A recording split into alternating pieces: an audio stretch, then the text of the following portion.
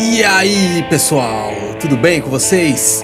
Mais uma vez estamos aqui para mais uma lista de 5 mais 1. Deixando bem claro que essa lista não é para falar dos 5 maiores, melhores, aquela lista que todo mundo já cansou de ouvir. É a minha lista, daqueles que eu acho são significativos dependendo do tema que a gente for tratar aqui. No episódio passado a gente falou de 5 álbuns mais um que eu tenho na minha coleção e que eu considero influentes, legais, e dessa vez vou falar dos CDs. Porque tem coisa que eu tenho em disco e não tenho em CD, tem outras que tem em CD e não tem em disco, tem outras que eu só tenho em MP3, tem outras que eu só tenho em streaming, arquivos e tal. E vamos falar da minha coleção, dos que eu acho que são relevantes aí e também que eu considero que tem uma história especial. E também aproveitando para avisar que esse vídeo vai estar sendo subido nos meus 2 canais, no canal Nolan Music e no canal Well Punisher. Se você está assistindo esse vídeo no canal Well Punisher, eu convido você para estar se inscrevendo no canal Nolan Music, porque é onde eu posto minhas coisas mais atuais, onde eu posto tudo que eu estou fazendo nesse momento, musicalmente falando. Então bora pro tema, que é o mesmo do vídeo passado, que são 5 álbuns que eu considero aí influentes, importantes e que tem uma história interessante e tal, mas a minha lista, entendeu? Então não espere coisas óbvias, não esperem regras. Eu vou estar falando de sons que tem na minha coleção que eu considero muito importantes e que eu ouço até hoje e que tem um porquê das coisas. Então vamos lá. Hoje então, falando de CDs, o primeiro CD que eu considero importantíssimo, influente pro estilo, que eu gosto demais, é esse aqui, ó, Snaker Pimps Becoming X.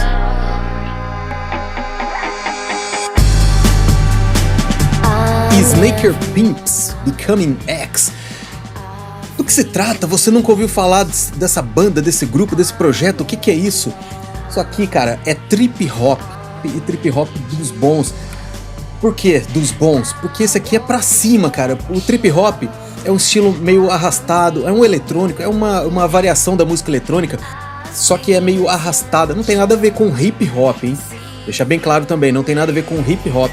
É um som mais arrastado, mais sofrido, eletrônico. É viagem total, né? Daí talvez o trip, né? Da viagem. Mas esse disco aqui em especial, eu procurei muito isso aqui, na época que a internet era mato, né? Não tinha como achar isso aqui. Eu fui muito atrás nas lojas, tentava fazer encomendas, né? Comprar por encomenda e não tinha, cara. Eu fui achar esse disco aqui, esse CD, sabe naquelas prateleiras de promoção, promoção tipo R$5, é isso aí. Achei um disco que eu queria muito, porque naquela época, como eu disse, né, a internet era mato, as pessoas tinham o hábito de escrever cartas, de gravar fitas e mandar pelo correio. E eu conheci muita coisa assim. E Snaker Pimps, uma pessoa havia citado, você tem que ouvir Snaker Pimps, cara, e era muito difícil de achar. E eu só fui achar isso aqui numa loja, sabe? Os caras estavam, tipo, jogando fora, vamos dizer assim. A hora que eu vi Snaker Pimps Becoming X, eu me segurei, assim, porque senão o dono ia falar, opa, de 5 eu vou cobrar 500, né? E eu fiquei quietinho, falei, acho que eu vou levar isso aqui. Nossa, cara, a hora que eu cheguei em casa, coloquei, é um disco perfeito, maravilhoso. É um disco de 1996. Olha só, parece que é muito tempo, né? Mas na minha cabeça parece que foi 2, 3 anos atrás. Porque é muito legal, é muito atual, né? É bem eletrônico, assim. A diferença dos trip hops tradicionais é que esse também tem uma vocalista mulher, a Kelly Ali, ela canta demais, cara. Ela canta demais, ela tem estilo. É sensacional, cara. Tem uma música chamada Spin Sugar, pra mim é uma das melhores músicas dos anos 90, vale a pena, essa aqui é minha indicação, se você não ouviu, ouça. Hoje, né, tem YouTube, tem Spotify, tem Deezer, tudo que você imaginar dá pra ouvir e é maravilhoso esse disco, mas eu tenho o meu aqui, CDzinho, originalzinho, guardadinho aqui porque pra mim isso aqui é histórico. Então, trip hop começando pra cima, Snaker Pimps, Pra mim é um dos discos influentes e muito do trip hop up, vamos dizer assim, pra cima, veio a partir disso aqui, porque o trip hop era aquele negócio Massive Attack, aquela coisa densa e tensa, pra baixo, triste. Isso aqui é mais, parece som de skatista, som pra cima, e é uma proposta diferente dentro do trip hop, que é um dos estilos que eu mais gosto, pra falar a verdade. E muitos outros projetos se inspiraram neles. Becoming X, Snaker Pimps, de 1996. Mantendo o clima atmosférico, agora vamos mergulhar mesmo. De 1990, 1991, lá naqueles lados lá da Inglaterra, Escócia e Irlanda, começaram a surgir muitas bandas assim atmosféricas e que o pessoal começou a denominar como shoegazing. Dizem que é porque os caras tocavam a guitarra, o baixo, olhando pros sapatos, né? Mas no fundo é tudo aquele pessoal que se inspirou no New Order, nos Stone Roses, mas levou isso a um nível mais atmosférico, mais flutuante. E minha indicação agora, número 2, My Bloody Valentine, Loveless.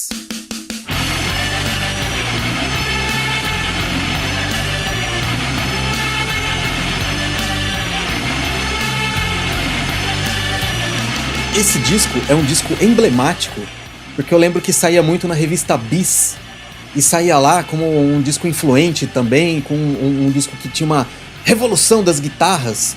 Mas no episódio passado eu falei do Sonic Youth, né, que traz aquela sofisticação nas guitarras com melodia aliada à distorção. Aqui também tem, só que também tem aquele clima inglês, aquele clima cinzento, aquela coisa daquelas batidinhas que depois vieram a chamar de indie rock ou shoegazing, né? Porque é muito mais atmosférico. A primeira vez que eu ouvi foi no extinto programa Lado B da MTV. E eles traziam o clipe da Only Shallow, que é a primeira música desse CD aqui. Esse daqui, vamos abrir aqui, ele bonitinho.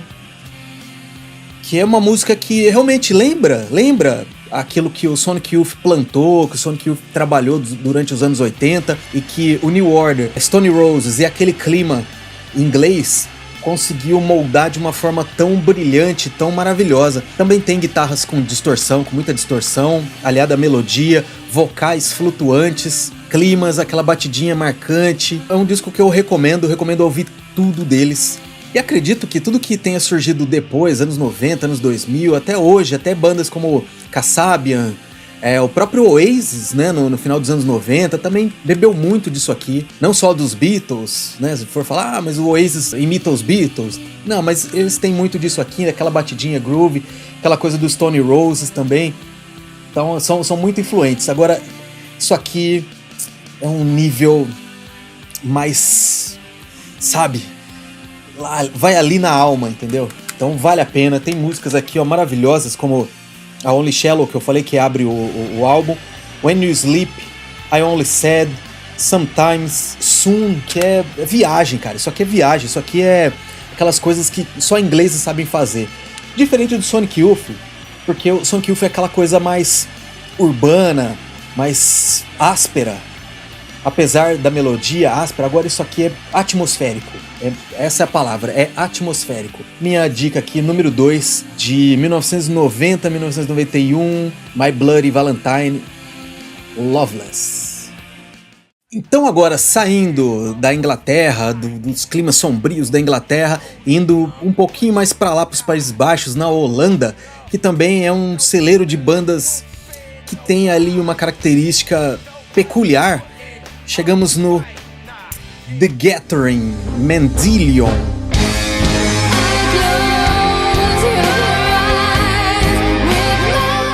Esse disco aqui é o segundo disco da banda The Gathering, um sexteto que marca uma mudança muito grande na sonoridade deles. O primeiro disco fazia parte daquele movimento Doom Metal que eu falei no episódio anterior ali, com o Anathema, Paradise Lost e algumas bandas que surgiram ali. O The Gathering surgiu no meio dessa galera aí, porém, o primeiro disco tem vocais guturais, vocais masculinos, né, guturais e tal. Aqui há uma mudança de formação, eles se tornam um sexteto e chamam nada mais, nada menos, ninguém mais, ninguém menos, para o vocal, a bela, a linda, maravilhosa Anneke von Ginsberg. Não sei se eu falei ou pronunciei o nome certo, mas Anneke von Ginsberg.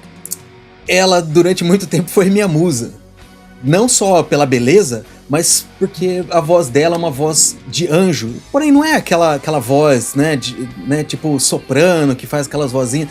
Não, ela tem uma voz forte, marcante e muito emocional. Então aí o The Gathering passa a ter um novo estilo, vamos dizer assim. Sai daquele doom metal pesado, arrastado, e se torna uma banda meio progressiva, porque tem muita orquestra, vamos dizer assim, né, comandado pelos teclados. Então tem muita parte de teclado que passa a ser a marca da banda, né? Aliado com o vocal, as guitarras bem trabalhadas, uma melodia, como eu posso dizer, uma melodia que aperta o coração, entendeu? Uma melodia assim que você sente que eles estão passando a pura verdade. Os outros discos do Gathering, eles seguiram assim só subindo, só fazendo discos maravilhosos. Hoje, a Anneke já não faz mais parte da banda, a formação mudou, é uma outra mulher que toca baixo hoje, né? É uma menina que toca baixo. Eles lançaram discos acústicos maravilhosos, mas esse aqui pra mim foi divisor de águas da banda. Se não tivesse existido esse disco, talvez o Gathering não tivesse se tornado o que se tornou, né? Uma banda maravilhosa. E hoje eles chamam de space rock, rock progressivo, moderno. E engraçado que essas bandas que começaram doom metal, boa parte se tornou progressive rock, progressive metal, mas não na linha Dream Theater, mas um progressivo mais para a linha do Pink Floyd, do Radiohead, que é o caso do próprio Anathema, o Paradise Lost também, que gravou discos quase eletrônicos, parecendo o Depeche Mode, mas o The Gathering só melhorou. É muito comum associar o Pink Floyd a bandas, né, progressivas dos anos 70. E uma curiosidade, isso aí eu fiquei de cara. Aqui no Brasil eles não são conhecidos, eles devem ter passado pelo Brasil, mas fazendo apenas um show. Porém, no Chile, eles são idolatrados, é tipo Beatlemania, cara. Tem uns vídeos que eles estão chegando assim no aeroporto e tem uma multidão, cara, nem eles esperavam isso. Imaginassem que num país da América do Sul, América Latina, América do Sul, eles fossem ser tão idolatrados assim, né? Então você vê, o pessoal lá no Chile trata os caras aqui, ó, tanto que eles estão sempre tocando lá. Tem um DVD que é gravado lá, inclusive. E o pessoal, mesmo sendo um show melódico, extremamente técnico, o pessoal vai à loucura, cara. Parece roda de punk, tá ligado? Roda de hardcore. Mas The Gathering, tá aqui esse desenho bonitinho. Vale muito a pena. Tem uma música chamada Strange Machines. É uma obra-prima. Essa palavra eu vou falar sempre, né? Porque realmente esses álbuns aqui foram escolhidos com muito carinho, porque tem muita coisa que eu gosto. Os shows aí que você encontra na internet, vai aparecer eles tocando músicas também de bandas como Pink Floyd, né? Eles fazem aí releituras do Pink Floyd, Dead Can Dance, que é uma banda de world music, meio que os góticos adoram e tal. Então tem tudo a ver, cara, tudo a ver. Som dos anos 70, som dos anos 80. Cara, você tem que ouvir isso aqui, tem que ouvir a discografia completa, porque é impecável, impecável. Uma das minhas bandas top 5 também. The Gathering, uma das minhas bandas top 5 de todos os tempos. E já que falamos de doom metal, de climas sombrios lá E estávamos falando aí dos climas sombrios da Inglaterra, então vamos voltar para lá um pouquinho. E vamos falar aqui de uma banda que essa é muito influente, é muito importante, e muita coisa saiu dali. Na verdade, eles beberam de uma fonte e essas fontes outras beberam deles. De 1991, Cathedral, Forest of Equilibrium.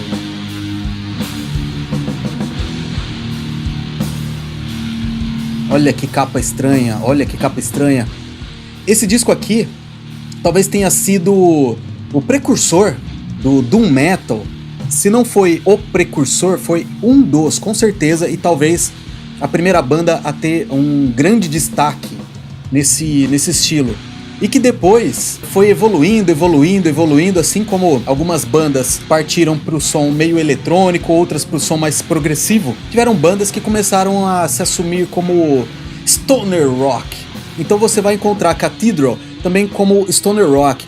Mas não esse álbum. Esse álbum aqui é Doom Metal Raiz. Doom Metal Raiz. A figura principal dessa banda é o vocalista chamado Lee Dorian. Quem que é Lee Dorian? Lee Dorian era o cara que gravou os primeiros 2 discos do Napalm Death, que é uma banda também seminal, vamos dizer assim. Um dos precursores do grindcore, que era uma variação daquilo que a gente falou no episódio anterior com o Dear Eye. Era uma mistura de hardcore, punk, só que em velocidades inimagináveis, em músicas curtíssimas. Porém, o vocalista gravou os 2 primeiros discos e saiu e formou uma banda que era o oposto. Ao invés de ter músicas aí de 30 segundos, tem música aqui de 13 minutos. Ah, mas então é progressivo. Não, é uma espécie... Imagina as músicas arrastadas do Black Sabbath, daquelas bandas mais sombrias, né, do final dos anos 60. Eles beberam diretamente dessa fonte. Ah, então é mais uma banda que parece com Black Sabbath. Olha, o Cathedral parece muito Black Sabbath, tirando as vozes, né? Que o Lee Dorian também, de gutural, passou a cantar um pouco mais. Não nesse álbum especificamente, que aqui ainda tem muito gutural. Mas aqui eles inauguram, é aquela coisa, eles pegam algo, né, ali da semente e transformam em uma outra coisa num nível maior. Então aqui as músicas são muito mais arrastadas e de repente ela muda de andamento, entra uma flauta, entra um teclado, entra uma cantora lírica, do nada assim. É muito louco sons assim. Tem que estar preparado, não é para todos os gostos isso aqui. Os outros discos do Cathedral já tem uma levada mais metalzona, mais rock, né? Por isso talvez eles tenham chamado aí de stoner rock. Tem mais uma pegada mais estrada, dá pra você ouvir tranquilamente com a sua família. Mas esse disco aqui é bem depressivo, é bem pra baixo. Pela capa você já vê, né? E esse artista que fez essa capa aqui, ele fez várias, né? Todas as outras capas, né? Então o Cathedral, ele tem um conceito visual também. Ele tem um conceito visual. Aqui os caras, na época, né, quarteto, depois viraram quinteto. Os caras são tão parecidos com Black Sabbath que tem uma música que o próprio Tony Iommi toca guitarra. Não é nesse álbum, é num outro álbum, mas aí você já vai vendo, né? Os títulos das músicas, tem muita influência de Black Sabbath aqui, de bandas sombrias ali dos anos 60, Jethro Tull também, né? As partes de flauta. E o Cathedral é uma banda que continua boa até hoje. Então, esse Forest of Equilibrium, o meu aqui é o CDzinho bonitinho, tá sempre aqui no ar, tá sempre aqui, estou sempre ouvindo, não só esse, como todos os outros álbuns do Cathedral, vale a pena. Você que gosta de som pesado, de som original, ouça. Se você esperar algo mais comercial, mais audível, ó, esse não é o disco, esse, né, você leva um tempo para digerir se você não gosta do estilo. Então, mas mesmo assim, eu indico ele, pra mim, é um dos discos mais importantes, porque, né, como eu disse, tudo que veio depois aí, que se chamou de stoner rock, deve muito a isso. Se não fosse o Black Sabbath ter existido, isso aqui também não teria existido. Apesar de que o heavy metal, eu digo, foi inventado pelo Led Zeppelin, não foi pelo Black Sabbath, porque até então bandas de rock progressivo faziam som também muito, muito parecidos com o Black Sabbath. A diferença era a temática, né? Então aqui eles beberam diretamente da fonte do Black Sabbath, tanto nas letras sinistras, né, soturnas, sombrias, no conceito, né, olha aí, os caras, né, colocar a cruzinha no cemitério, aquele clichêzão todo, mas é muito bom, é muito legal isso aqui, vale a pena, eu indico Cathedral, de 1991, Forest of Equilibrium. Não sei o que acontece naquele miolo ali do Reino Unido, que eles têm uma relação com a música muito peculiar. As músicas que vêm daquele lugar são músicas extremamente originais, só que muito emocionais. Eu acredito que seja o clima. Então eles não podem sair muito, vamos fazer música. É coisa que dá pra se fazer em casa, dá pra juntar os amigos, tal, ficam lá. Dá pra você se expressar, né, a música, uma forma de expressão. E de lá, daquele miolo lá, né, Inglaterra, Escócia, saiu isso daqui. De 1991 também, da lendária gravadora 4AD, This Mortal Coil, e o disco chamado Blood.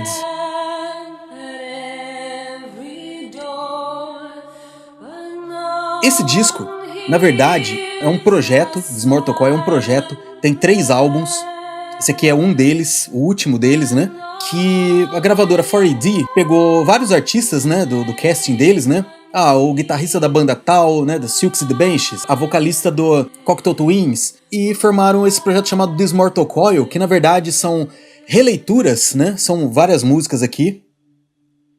Não é um trabalho autoral, vamos dizer assim, mas eles pegaram músicas de vários artistas, de vários outros artistas, e recriaram, mas recriaram de uma forma bem peculiar. E também a escolha das músicas é muito peculiar também. Fizeram uma coletânea aí de músicas de artistas que tiveram uma história trágica, seja lá, né, histórias trágicas. E fizeram um compilado e fizeram versões. E tem muita coisa boa. Esse disco aqui é sensacional. Isso aqui, olha, eu sempre falei de bandas cover, que eu nunca gostei de banda cover, que eu sempre fui contra banda cover, essas coisas assim. Mas isso aqui não é cover, isso aqui é uma transformação. Eles fizeram um apanhado, assim, de músicas que realmente, cara, toca lá dentro. Então tem músicas aqui, por exemplo, do Syd Barrett. Syd Barrett, pra quem não sabe, foi o primeiro guitarrista, né, o fundador do Pink Floyd. E ele teve uma história trágica, né, com drogas, excesso de drogas. Ele perdeu muitas funções motoras e, né, morreu há alguns anos atrás aí, mas ele simplesmente ficou bobão, vamos dizer assim, né? Falando português, claro, ele ficou bobão, teve uma história trágica, um cara de extremo talento, né? Se perdeu. E tem muitas coisas aqui, por exemplo, músicas como Mr. Somewhere. Nossa, cara. A versão original já era linda, a versão deles aqui ficou maravilhosa. O meu aqui, ó, Blood. É um disco que, particularmente também, é um disco muito marcante pra mim, na minha vida pessoal. Esse disco aqui tava em alguns momentos especiais da minha vida. Foi um dos CDs mais caros que eu comprei na época. Era muito caro. Os CDs tinham uma média de 50 minutos de duração. Esse aqui tem 81 minutos, certinho, cravado. Acho que era o limite, né, do CD. Tem muitas músicas, né? Tem 21 músicas. E não é na linha do Dear Eye, do Napalm Death, que é curtinha, não. As músicas são grandes até. A Kim Deal participa, a vocalista do Cocteau Twins, a voz de anjo, né, a voz de Deus, né, ela participa também. Tem bastante caras aí da gravadora 4AD, então você já sabe que é bom. Meu álbum, meu CD número 5. Então foram aí as minhas 5 indicações do episódio de hoje, mas, como toda boa lista, sempre, mas tem esse aqui também. Então vamos lá. O meu mais um, Prodigy Experience.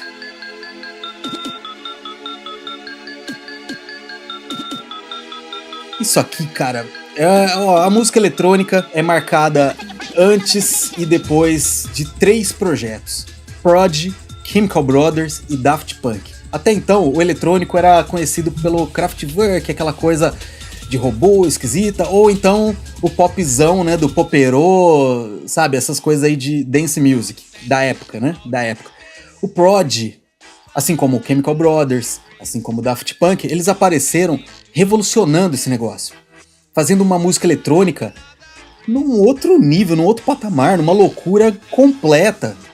E esse disco é muito marcante porque inaugura um novo jeito de se fazer música eletrônica. Então, isso aqui, cara, isso aqui é música eletrônica com criatividade, com estilo. Eles desenvolveram um estilo extremamente pesado, umas batidas pesadas pra caramba. E o Prodigy aparece com um line-up que não era DJ. Eles transformaram a música eletrônica não num negócio pra DJ, era um projeto mesmo, né? Assim como foi o Kraftwerk, Front 242, como se fosse banda. Então uma proposta diferente de show, de palco.